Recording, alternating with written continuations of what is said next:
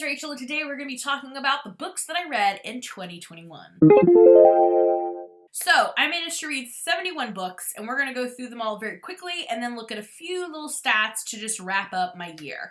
I am going to do a favorites video in a separate post, so just be on the lookout for that. And without further ado, let's jump into the books. So in January, I read The Great Gatsby graphic novel adaptation. I wasn't crazy about it because I didn't think it added a lot to the story, but I can see that it would be very valuable to kids, especially like reluctant readers. I read In Love in Pajamas by Katana Comics, and I absolutely loved it. This would be perfect for fans of Soppy or Fangs by Sarah Anderson. I also read The Duke and I by Julia Quinn because of the Bridgerton craze. I caved. I had mixed feelings about this one. I probably won't continue on in the book series, but I am open to more adult historical fiction.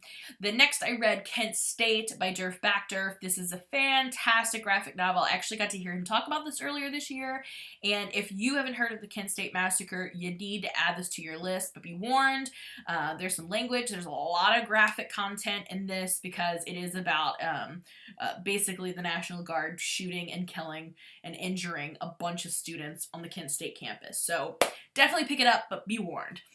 And then I read 3 books from the Wayward Children series that are basically like a sci-fi young adult series. I reread Down Among the Sticks and the Bones so that I could go into the next book really fresh with a good memory, and that was Come Tumbling Down. And then I read the 2021 release of Across the Greengrass Fields, and I will say overall I feel like I'm connecting a little bit less with the books as they go on, but we'll see how that goes. Then in February, I reread Jane Anonymous because I was hoping to get into the sequel/spinoff, and I did not. So we might be reading this again in the future. This is a fantastic YA thriller, contemporary, I don't know what to really call it because it's about a girl who gets kidnapped basically, but it's fantastic. Liked it just as much the second time as I did the first time. And then for our book club, we read the short story collection called The Office of Historical Corrections by Danielle Evans. This was fantastic. We had a lot to talk about with this one. I'm not huge on story collections, so if you're looking for one, definitely pick this one up. Highly recommend. And then I came to The Peer Pressure and read The Hating Game by Sally Thorne because I love a good hate to love romance, but it just felt like this one was extra hateful, and I wasn't crazy about it. In March, I read The Sanatorium by Sarah Pierce. This is kind of a closed circle, isolated, cold setting murder mystery. We enjoyed it, but I do feel like it was kind of a little problematic in some places, but overall, an interesting read, especially if you like that setup. Next up, I read Pride and Premeditation. This is a YA historical murder mystery adaptation of Pride and Prejudice, and it is absolutely fantastic. I highly recommend that one. I really enjoyed it. Then in April, I read The Watch That Ends the Night. This is kind of told in verse. Not every page is like set up like a poem, but it does have like different formats, and they're all very like short form. We have multiple perspectives from the sinking of the Titanic, essentially, and this would be a YA early adult title. Then I came to Pressure again and read Red, White, and Royal Blue. This is a adult male-male romance, and it was very cute. Then I read The Lost Apothecary by Sarah Penner. This is for our book club, and this is an adult historical / contemporary novel. We follow 2 timelines, one historical, one contemporary, and I must say I really enjoyed the historical a lot more. Just FYI. And then I reread You by Carolyn Kepnes. This is an adult mystery thriller, and I think it was just as good as the first time. I wanted to reread it because I wanted to kind of watch some of the shows. I was wondering if I was going to read more in the series, but I ended up just watching the shows. Then in May, I read Such a Fun Age by Kylie Reed. This is an adult contemporary about a Black woman who is babysitting for a young white child, and that leads to a lot of complications. Then I read The Lion Game by Ruth Ware. This is an adult mystery thriller. Probably not one of my favorite Ruth Wares, though. And then I read I'm Judging You by Olivia Ajayi, the Do Better Manual. We did this for book club as well. A, I'd highly recommend you do it as an audiobook, and B, it was fantastic. I really enjoyed her voice. I think this was very, very fun. It's basically an essay collection of her take on society, and it's a lot of fun. If you like Phoebe Robinson, this book would be for you. Then in June, I read All Systems Red by Martha Wells. I'd heard tremendous things about the Murderbot Diaries, and I wanted to jump in. This is just a quick little adult sci-fi novella, and I enjoyed it. I am not obsessed like everybody else, so I'm hoping to maybe read some more and get into it, but essentially it's about a murderbot robot that becomes sentient, and it's kind of interesting. I like his voice. Next up is a middle grade contemporary about a Muslim girl who is moving to Cincinnati, and her kind of just coming of age in that setting, learning to fit in, learning to adapt to the new setting. This was by Jasmine Warga, very good. Then I read Paperback Crush, and this essentially is a nonfiction book about all the paperback books we read in the 80s and 90s. So like the R.L. Steins, all the point horror books, the Babysitter's Club, all those goofy little romances, like all of it. So if you are a fan of those books, you definitely need to read this one. Then I read Survive the Night by Riley Sager. This is an adult thriller, and let's just move on from that one.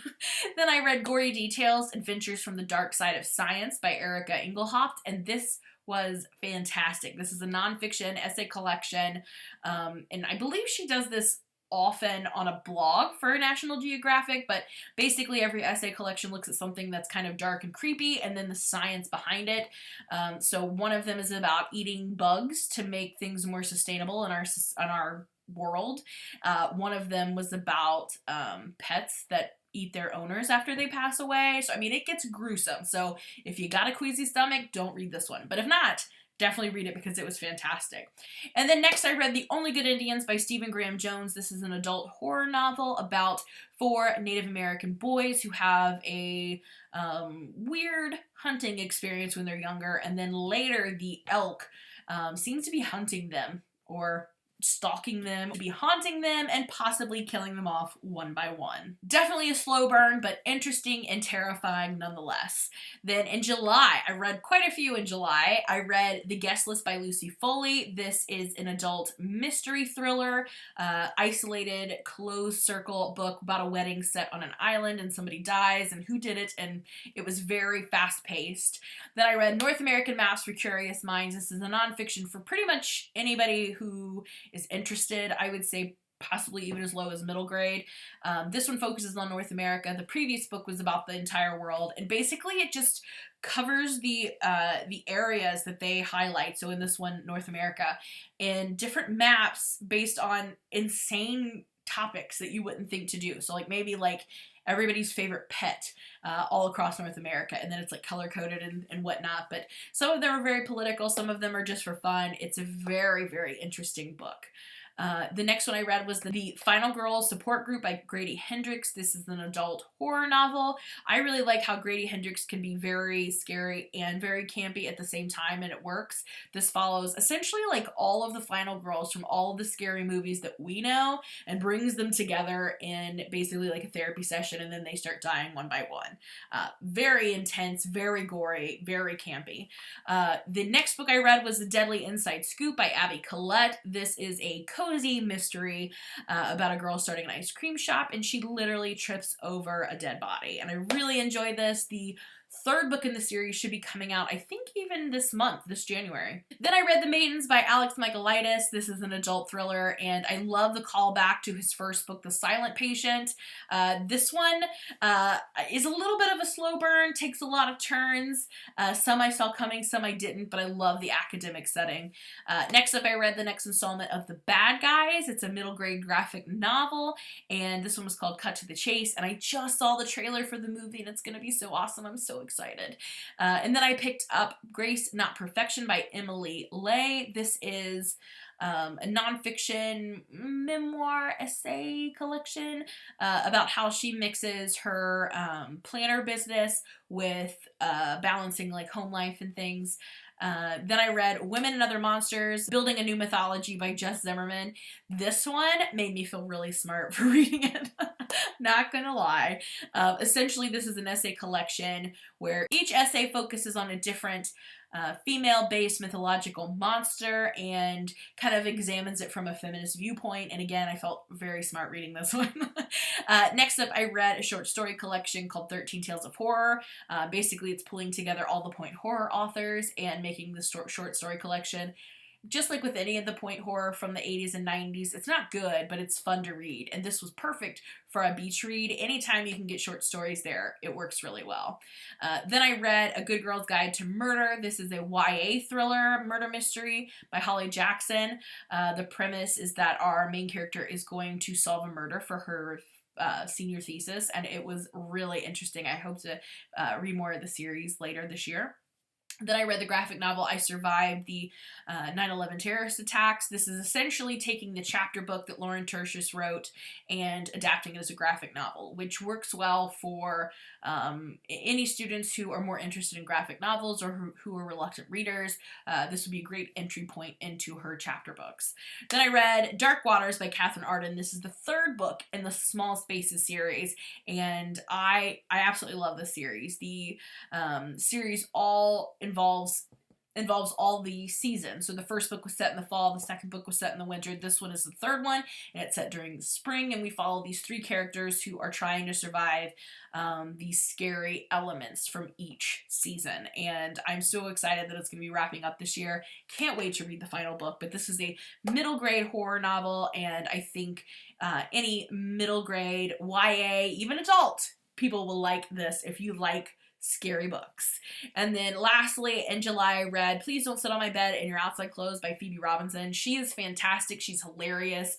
I can see how she might not be for everybody because of the way she presents information. Very kind of like millennial chat, and she has like her own basically like her own language, but if you get it, if you love it, then you love it. So I highly recommend this book. This collection of essays is just as good as all of her previous collections, and it was so fun. Then in August, I read In a Dark, Dark Wood by Ruth Ware. This is another adult thriller, closed circle mystery feel, and it was pretty interesting. I liked this one mostly for the atmosphere, I think. Then I read a poetry collection, which again made me feel really proud of myself, called What Kind of Woman by Kate Baer. This is definitely a feminist collection, and I really like Kate Baer's writing. I follow her on Instagram, and I'm really excited to read her new book out now. I'm going to be reading it here probably within a month or two. Then I picked up the graphic novel adaptation of I Survived the Shark Attacks, which again, this basically is just a reimagining. This is just an adaptation of the chapter book of the same name, and very interesting. I think it's great for the kids. This is a middle grade graphic novel historical fiction series, very action-based. Then I read How Y'all Doin' by Leslie Jordan. This is a kind of a memoir essay collection that we read for book club, and it's adorable. If you like Leslie Jordan, you're going to like this collection. I would recommend doing the audiobook. And then for my high school book club, I read A Curse So Dark and Lonely by Bridget Kimmerer. And I'd actually started this before and had to put it down, so I was excited to get through it. This is a YA fantasy reimagining of Beauty and the Beast, and I just think this was a lot of fun. Can't wait to keep going in the series. Then I read Oddball by Sarah Anderson. This is the probably fourth collection of the Sarah Scribble series, and these are just amazing. I think this hits really well with adults, but it would be appropriate for young adults, but I think especially millennial adults are just going to get all of these comics and really find them funny. So definitely try out these books or check her out on Instagram. Then I read The Inheritance Games by Jennifer Lynn Barnes. This is a YA mystery series around a girl who gets this kind of random inheritance, but in order to receive this insane amount of money, she has to live in the house for I think a year with all the family that was disinherited. So it becomes very, tension filled, and there is a lot of like teen angst here, so be prepared. But I'm excited to continue on with the series as well. I think the final book in this series, this trilogy, is coming out later this year. And then I read Where the Drowned Girls Go by Shauna McGuire. This should be coming out anytime now in January. This is the most recent addition to the Wayward Children series, and we get to kind of see the backside of the house for wayward children in this one. But again, this is a young adult fantasy series that is very short. I mean, it's practically a novella, but it's a little bit longer than that. They're usually about like 200 pages.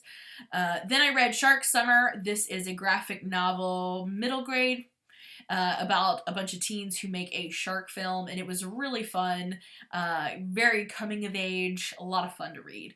Then I read The Raven Boys by Maggie Stiefvater for my book club. This was a reread for me, and I have to say I didn't like it as much on my reread. I don't know why, so I feel like I'm not going to keep going with the series.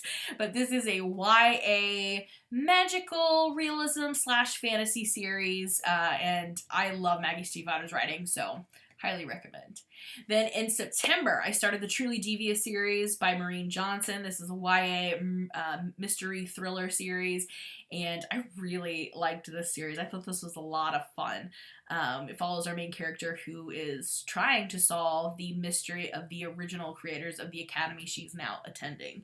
Then I read 56 Days by Catherine Ryan Howard. This is an adult mystery thriller featuring two people that have just started a relationship right before COVID lockdown, decide to lock down together, and then 56 days later, one of them is dead. I read this in one day, very fast-paced, very interesting. We had a lot of fun talking about this at our book club. Then I read The Death of Mrs. Westaway by Ruth Ware. This is an adult mystery thriller about a woman who gets an inheritance that she's not expecting and kind of has to deal with the family and drama. It was very weird to read this right after the Inheritance game because they felt very similar, but obviously they ended very differently. So it was still fun. Then I picked up The Matzo Ball by Jean Meltzer. This was so much fun. This is an adult romance set around Hanukkah, and it was a blast to read. Then I picked up Arsenic and Adobo by Mia P. Meninsala, and this was fantastic. This is the first book in a cozy mystery series, and I really loved all of her relatives. I thought this was fantastic. Essentially, a food critic comes into their restaurant and ends up being poisoned, so of course everybody thinks it's them, and so they have to all band together to prove that it was not. I really enjoyed this. I liked all the Filipino elements that they added into this book, and I look forward to the second one, which I think is coming out end of January, early February this year. Then I picked up Annihilation by Jeff Vandermeer. I thought this was okay. This is a sci-fi, adult sci-fi, and I'm just not really that into sci-fi, so I know a lot of people liked it. I can see why they would like it, but wasn't necessarily for me. And then I picked up Party Games by R.L. Stine. I think this is like the new revamped books, and it was very R.L. Stine. What can I say? It's a YA horror book, typical R.L. Stine. In October, I finished the original trilogy of the Truly Devious series with The Vanishing Stair and The Hand on the Wall. These are YA thriller mysteries, and I really enjoyed the story arc with those, and I'm looking forward to reading the new kind of spin-off book, the fourth book, when I get a chance. Then I picked up and reread Pumpkinheads by Rainbow Rowell and Faith Erin Hicks. This is a YA graphic novel that is all the fall vibes. Highly recommend it for the fall. Then I picked up The Woods Are Always Watching by Stephanie Perkins, and I thought this was insane.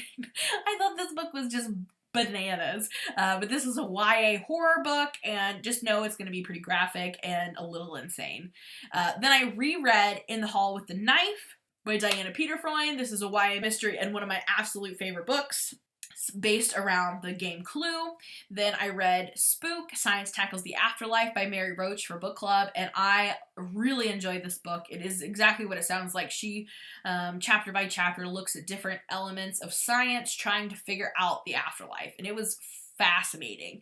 It was my first Mary Roach, and I would highly recommend, but this is an adult nonfiction book. Then I picked up In the Study with the Wrench, the second book in the Clue mystery series by Dana Pudefreund, and this is a YA mystery. This was also a reread in preparation for the third and final book in the trilogy.